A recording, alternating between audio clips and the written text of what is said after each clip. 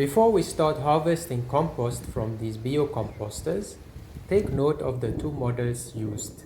One is covered with geotextile, the other is not. This was a test to see how covering affects decomposition. The uncovered unit exposed to wind decomposed less efficiently than the covered one.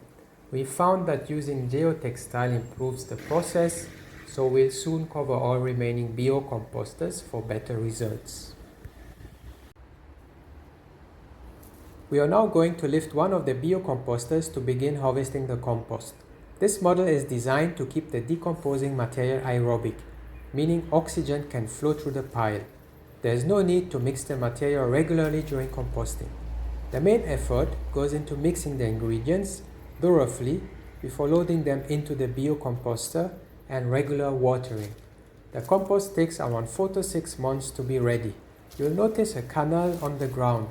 This channel improves airflow, while the soil in the center of the bricks encourages worms to migrate into the compost as it breaks down. Here are a few specifications. Height 150 centimeters, diameter 100 centimeters, volume approximately 1,178 liters per unit. At harvest time, we typically recover about a quarter of the original volume as finished compost.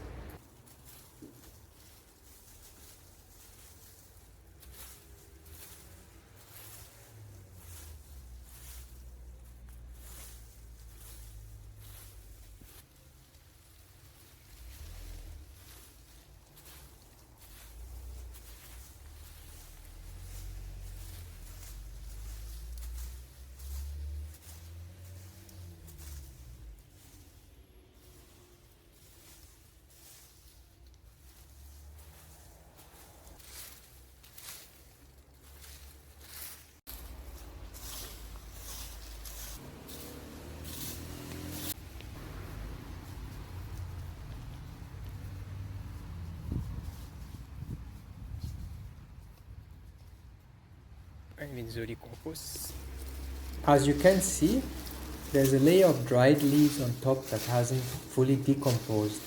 We are removing this layer and setting it aside. It will be added back to our main pile of dry leaves and reused in future composting batches. The compost you see here was produced using a specific mixing ratio.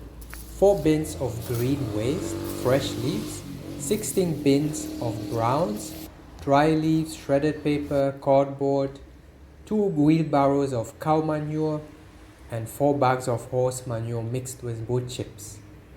So it's a ratio of 4 to 16 to 2 to 4. This blend creates the right balance of carbon and nitrogen, supports airflow, and encourages microbial activity for effective composting.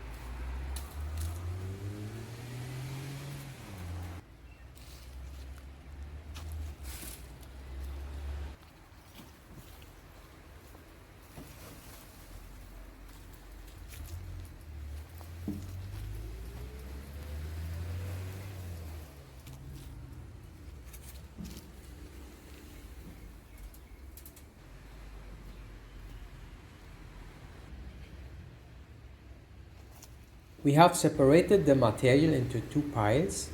One contains compost that is fully ready, while the other consists of drier material that can benefit from further composting. The finished compost will either be used directly in the garden or added to our large vermicomposting bins. There it serves as both an additional fertilizer source and a food variety for the worms to process into rich vermicompost.